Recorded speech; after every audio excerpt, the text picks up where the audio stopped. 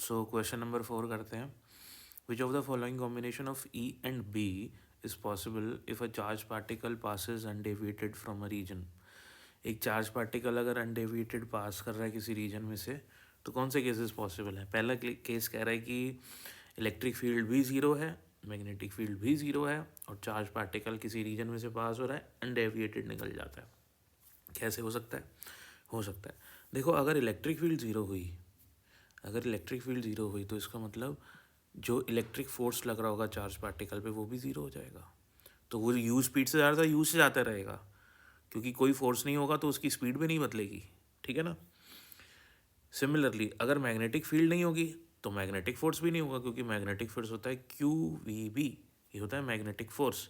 तो अगर magnetic field ही नहीं है तो मैग्नेटिक फोर्स नहीं होगा, और अगर मैग्नेटिक फोर्स नहीं है तो चार्ज पार्टिकल जिस स्पीड से जा रहा है उसी से जाता रहेगा, क्योंकि उसकी स्पीड को चेंज करने के लिए कोई फोर्स प्रेजेंट ही नहीं है। तो फर्स्ट ऑप्शन मेरा सही हो जाएगा। नेक्स्ट ऑप्शन देखता हूँ।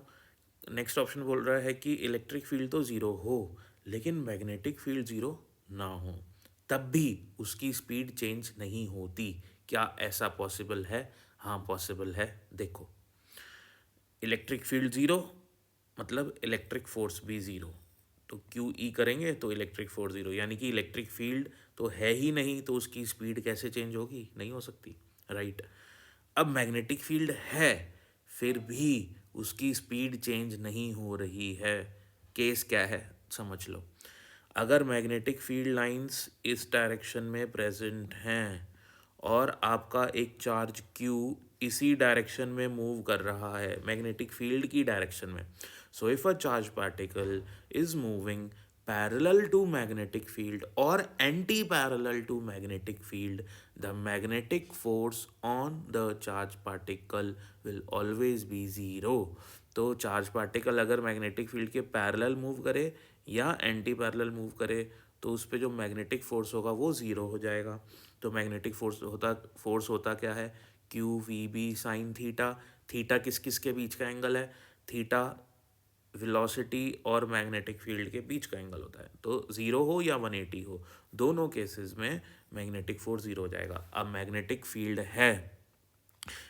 फील्ड है लेकिन मैग्नेटिक फोर्स नहीं है, इलेक्ट्रिक फोर्स भी नहीं है, तो जो चार्ज पार्टिकल है उसकी स्पीड में भी चेंज नहीं आने वाला। आई बात समझ में?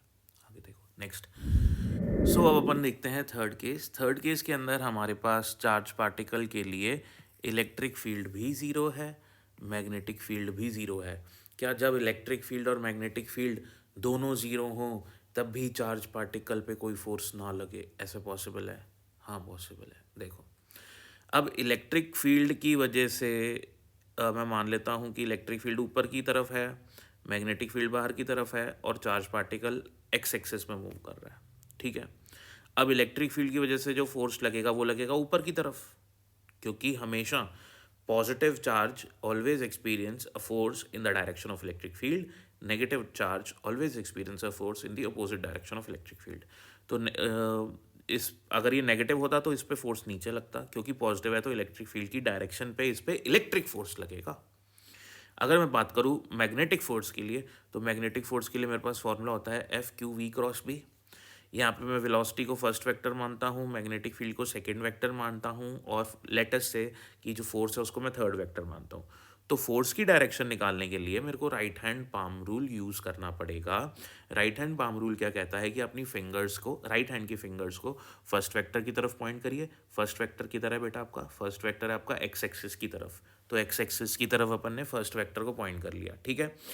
आपका जो पाम है, this palm should face towards the second vector. Second vector means magnetic field. अब मैग्नेटिक फील्ड तो स्क्रीन के बाहर है, और मेरा पाम अभी किसको फेस कर रहा है? स्क्रीन की तरफ, यानी कि अंदर की तरफ फेस कर रहा है। So I have to turn it. So first vector x axis की तरफ, सेकेंड वेक्टर बाहर की तरफ, तो मेरा थंब कहाँ पॉइंट कर रहा है? नीचे की तरफ। So first second third. ठीक है। जो इस पे फोर्स लगेगा, मैग्नेटिक फोर्स, वो लगेगा नीचे की तरफ। आई बात समझ में? तो ये आ जाएगा मैग्नेटिक फोर्स इस पे नीचे की तरफ। अगर दोनों फोर्सेस इक्वल और अपोजिट हों तो दोनों फोर्सेस एक दूसरे को कैंसिल आउट कर देंगे, और अगर दोनों फोर्सेस ने एक दूसरे को कैंसिल आउट कर दिया तो नेट फोर्स ज़ीरो हो जाएगा, और अगर नेट फोर्स ज़ीरो हो जाएगा तो उसकी स्पीड चेंज नहीं होगी। This is the case. इसको वेलोसिटी फिल्टर भी कहा जाता है। तो नेट फोर्स जीरो हो जाएगा जब इन दोनों फोर्सेस के मैग्नीट्यूड सेम हो और डायरेक्शन अपोजिट हो। अपोजिट तो है ही है, मैग्नीट्यूड भी सेम हो गए, तो एक केस पॉसिबल है कि इसकी जो स्पीड है वो भी कांस्टेंट रहे। तो इसलिए हमारा जो आंसर हो जाएगा वो हो जाएगा all of these. Thank you for watching.